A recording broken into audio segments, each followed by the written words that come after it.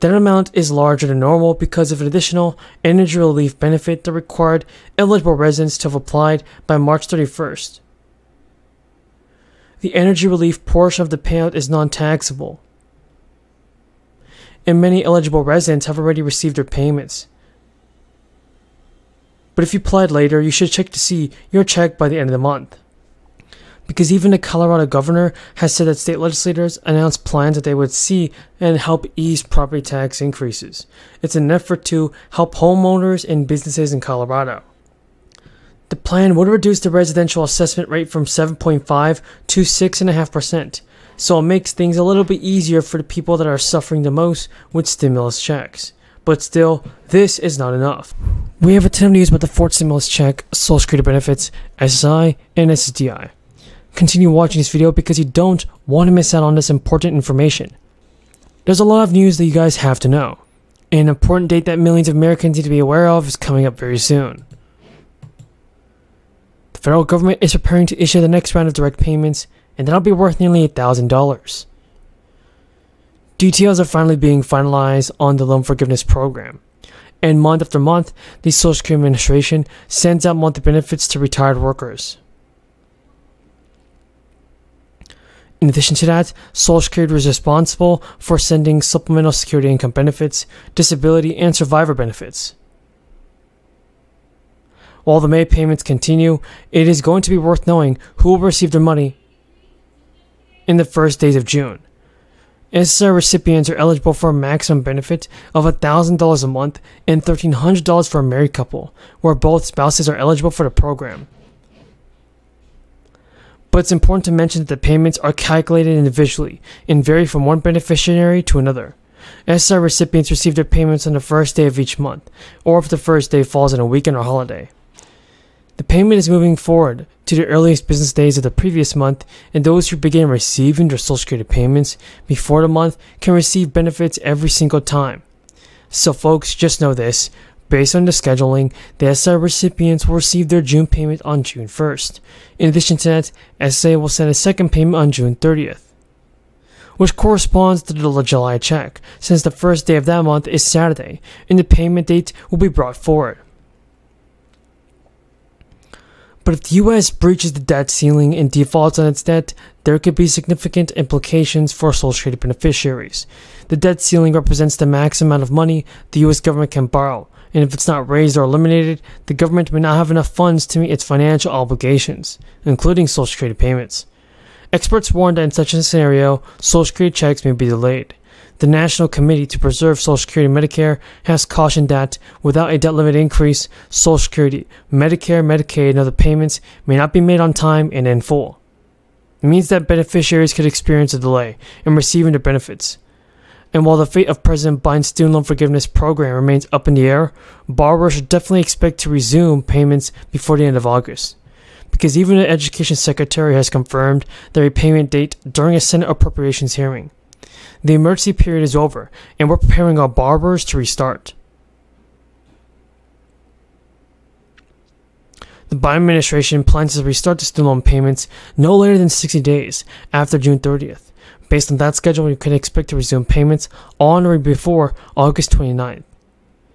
Payments have been paused since March 2020 during the early days of the crisis, and there had been speculation that the Biden administration may try to extend the pause yet again, especially if the forgiveness plan gets struck down by the U.S. Supreme Court, but that's no longer on the table. Madam Speaker, I reserve the balance of my time. The gentleman reserves. The gentlewoman from North Carolina is recognized. Thank you, Madam Speaker. I yield myself such time as I may consume. Price of a drug is, and how it counts against one's deductible is a major frustration. Is not only a frustration for me, but it's also a frustration, I think, for many. We're providing $55 million in bonuses to our hourly frontline associates this quarter. And though there has been a slight decrease in gas and travel costs, recently the impacts of inflation are still affecting Americans, making it tougher for families to afford groceries and other essential goods. Microsoft, ExxonMobil, Walmart, USA have also offered bonuses, pay raises, and even gift cards to employees. But still, many of the nation's employers are still not paying their workers a living wage. The company website states that Lowe's employs around 300,000 associates, but it is not specified how much money each worker will receive and over what time period. Between the White House and administration and Democrats up on Capitol Hill.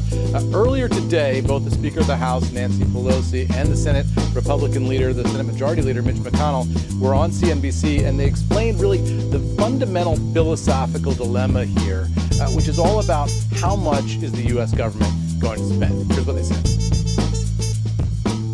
Back on its feet and get the country in a place where it can sustain itself until we get a vaccine. Now, Melissa, lawmakers had talked about an idea of having a deal by Friday morning. It looks like there's not a whole lot of time to pull something that big together by that timeline. But one of the questions about this meeting on Capitol Hill that's going on now is, can they at least agree to that price tag? Can they come up with a figure? Republicans have been around $1 trillion. Democrats have been $3 trillion or higher. Can they agree on a compromise figure? Can they just simply call it $2 trillion and start negotiating about what's going to be in there?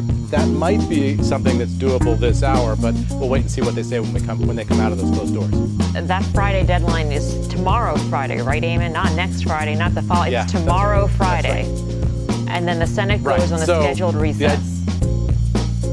Right. So the idea that they're going to have something by tomorrow is looking increasingly far-fetched, I think you could say. And the Senate would still go to recess? Yeah, look, there's a possibility. Tonight. And Joe, I never had a doubt. Joe had an operation on his shoulder. I just want you to know it wasn't because of anything we did. He's in great shape. And our whip, Mr. Clyburn, you're amazing. And I am reminded often by my staff, were not for you, your wife telling you to endorse me, I wouldn't be standing there. But thank you very, very much. And also, Congresswoman Nancy Pelosi is now preparing a vote on Democrats' brand new stimulus checks. Bernie Sanders is also working with lawmakers to push for the renewal of a monthly stimulus check, everybody. So you want to be sure to continue watching to never miss out on the most important stimulus news. Today, President Biden signed a bipartisan bill that aims to strengthen U.S. competitiveness. Go to advancingAmericanFreedom.com. You'll see we spent a lot of time on it.